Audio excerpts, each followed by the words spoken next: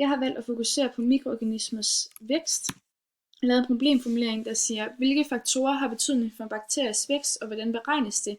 Så jeg har lavet en underspørgsmål, der siger, hvilke faktorer har betydning for væksten, hvordan mindskes bakteries vækst, og hvordan beregnes bakteries vækst.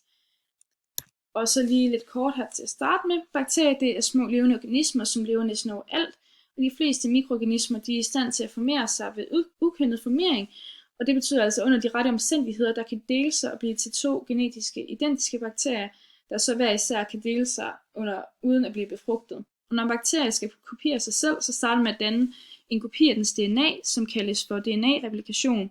Og DNA'et det deler sig så i 2, og cellen det vokser, og til sidst deler cellen sig så i 2 med hver sin kopi af DNA'et, og den nye celle bliver en kopi af den oprindelige celle, og resultatet bliver derfor 2 identiske celler.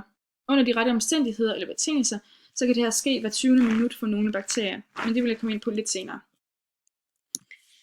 Hvor hurtigt mikroorganismer kan dele sig, det afhænger af mange forskellige faktorer, som blandt andet temperaturen. Der er 2 forskellige bakterier her. Vi har den mesofile bakterie og den thermofile bakterie. Den mesofile bakterie, den vokser bedst ved kropstemperaturen omkring 37, som man kan se her, og den thermofile bakterie vokser bedst ved en lidt højere temperatur her omkring 70. Men andre forskellige faktorer, som også skyldes mikroorganismers vækst, er pH-værdi og koncentration af nødvendige næringsstoffer. Forskellige mikroorganismer har ved optimale vækstbetingelser meget forskellige væksthastigheder, der blandt andet afhænger af deres evne til at producere nødvendige enzymer og optage næringsstoffer.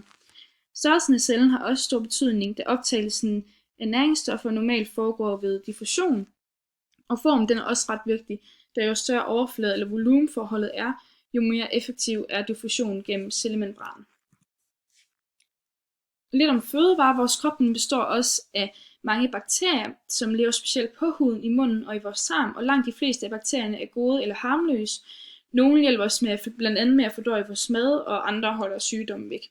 Der findes også sygdomsfremkaldende bakterier, som formår blandt andet ved at komme ind gennem madvarer, og når de kommer ind i kroppen og deler sig til mange nye celler, kan det føre til sygdom hos os mennesker. Grunden til, at nogle bakterier er sygdomsfremkaldende, skyldes, at de har den her evne til at producere giftstoffer, som kaldes toksiner, og de går ind og ødelægger menneskets celler og væv. Og nogle af giftstofferne, de er meget effektive, og de kan være farlige og dødelige, hvis de ikke bliver bekæmpet af immunforsvaret eller noget medicin. Mens andre giftstoffer er mindre farlige, men de er ikke så rare her, og det mærker vi blandt andet gennem feber og betændelse. En harmløs bakterie kan også gå hen og gøre os syge, hvis de ender et forkert sted i kroppen, f.eks. hvis en harmløs tarmbakterie ender i urinvejene og skaber urinvejsinfektion. Og det sker da, at den her tarmbakterie, den begynder at producere de her toksiner, fordi de er under andre omstændigheder eller betingelser. Mad og drikkevarer, de er også hyppige kilder til bakterielle infektioner, og dermed til sygdom hos os mennesker, som jeg nævnte før. Og derfor er det vigtigt at have god køkkenhygiejne, og selvfølgelig også bare generelt god hygiejne. Da der er mange bakterier på vores hænder, så er det let at overføre bakterier til madvarer under tilberedning. Og hvis man efter tilberedningen giver bakterierne gode vækstbetingelser, blandt andet ved at opbevare det et varmt sted, så kan bakterierne i løbet af nogle få timer blive til mange og forårsage alvorlige sygdomme. Som jeg har nævnt før, så har bakterierne afhængig af temperaturen, og det er derfor, at vi opbevarer mange typer fødevarer på køl for at begrænse den her væksten af uønskede bakterier. Derudover er det også smart at holde madvarerne adskilt, f.eks. er det vigtigt, at kyllingekød opvarmes tilstrækkeligt, da de høje temperaturer vil dræbe nogle af de her bakterier, som f.eks. salmonella. Og på den her figur, der kan man se 2 former for bakterier. I løbet af årene, hvor mange der er blevet smittet, registreret tilfældet. Og det skyldes jo blandt andet, hvordan man håndterer hygiejne og sådan noget.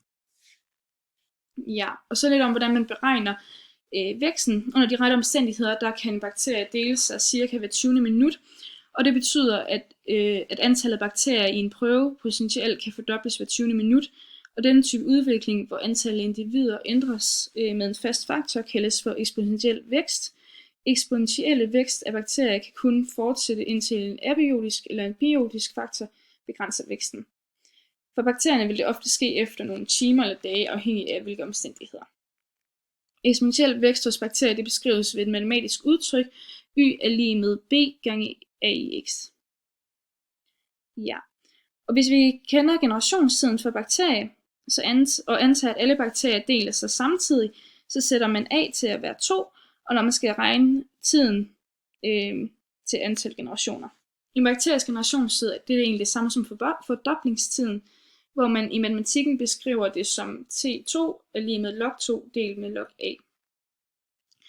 Eksponentiel vækst kan ikke fortsætte i evigheder, og væksten af enhver population vil blive begrænset på et tidspunkt. Bakterier følger derfor typisk en bestemt mønster, når de koloniserer et nyt miljø, og dette miljø det kaldes for en mikrobielle vækstkurve. Første fase den kaldes for nølefasen, og det er den, man ser heroppe. Og det er en periode, hvor bakterierne danner de nødvendige enzymer og tilpasser deres livsprocesser, kendetegnet ved, at antallet af bakterier er nogenlunde konstant. Anden fase, den kalder man for eksponentielle fase, og det er her, hvor bakterierne de deler sig hurtigere, og der bliver dannet flere nye bakterier, end der dør, så der er nogenlunde konstant vækstrate.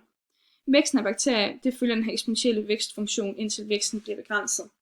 Og i tredje fase kaldes for stationær fase, og her er det kendetegnet ved, at populationsstørrelsen forbliver nogenlunde konstant, da antallet af nydannede bakterier svarer til antallet af bakterier, der dør. Og her der opbruger bakterierne ofte de sidste næringsstoffer og udskiller forskellige affaldsstoffer. Den fjerde og sidste fase, den kaldes for dødsfasen, og her er flere bakterier, de dør, end der bliver dannet nye, og derved der følger antallet af levende bakterier.